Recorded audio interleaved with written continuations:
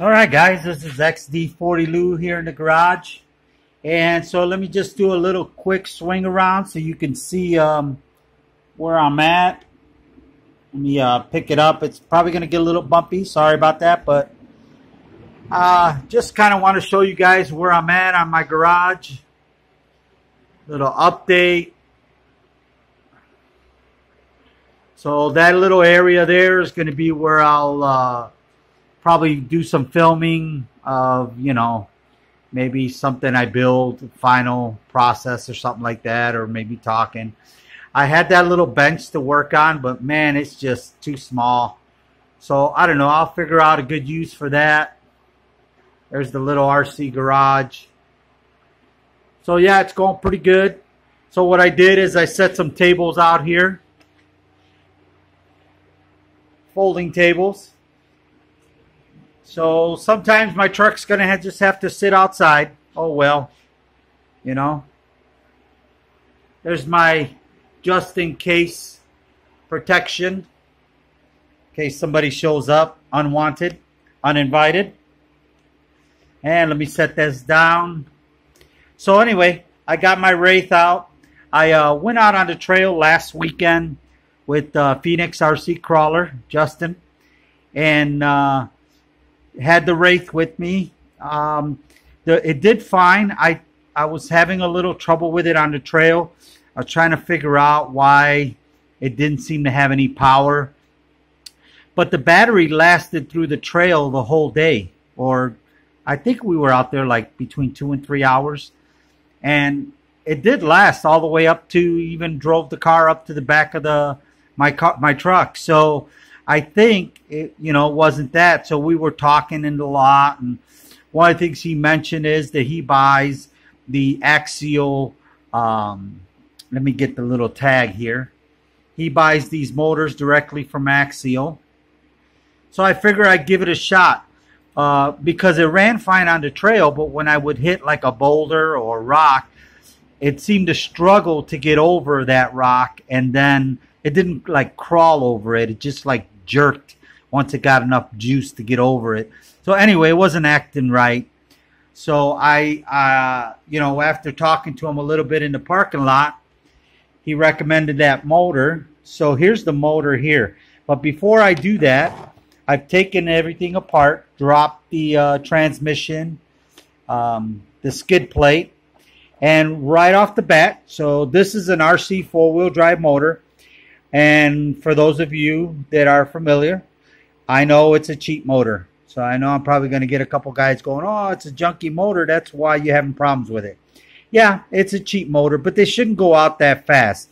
And I can't really afford to get into change everything out to a brushless system. It gets expensive.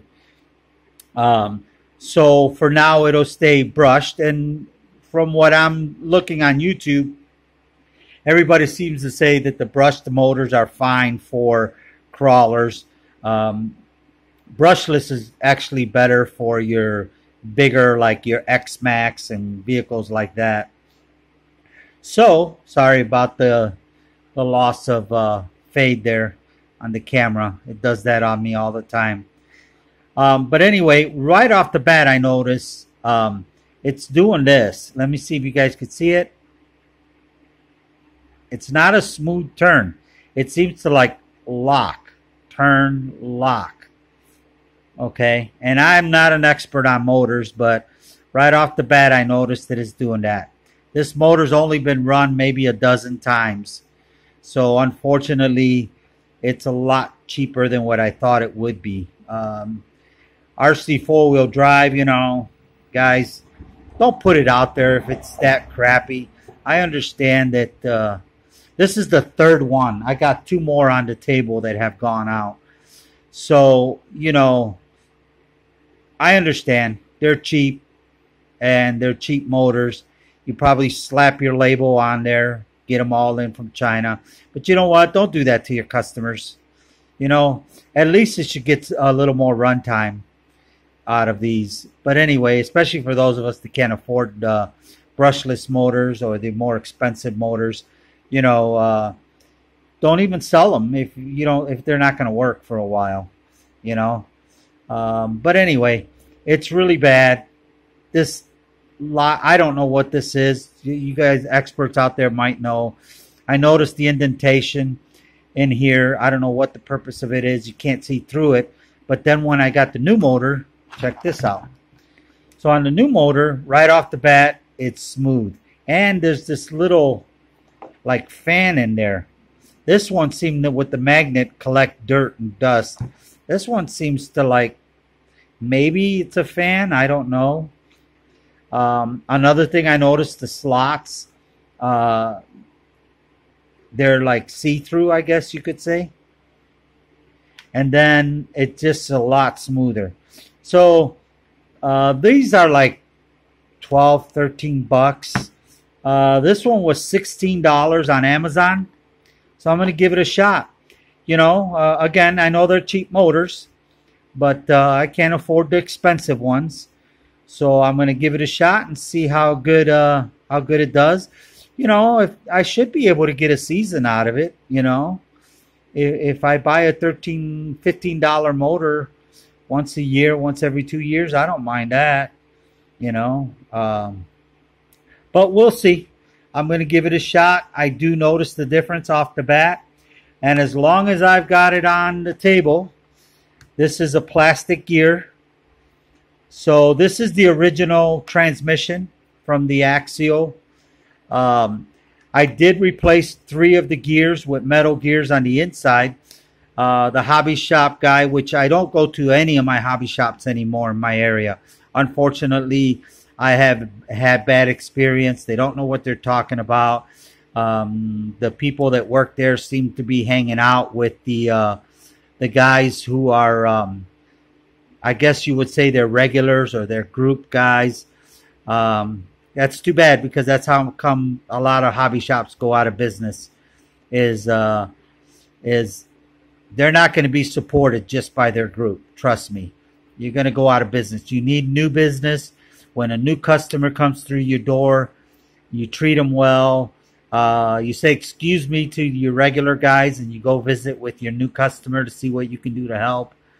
I've noticed almost every hobby shop I've been to has that attitude. And that's fine. If you think that your regular 30, 40 guys are going to keep your doors open, great.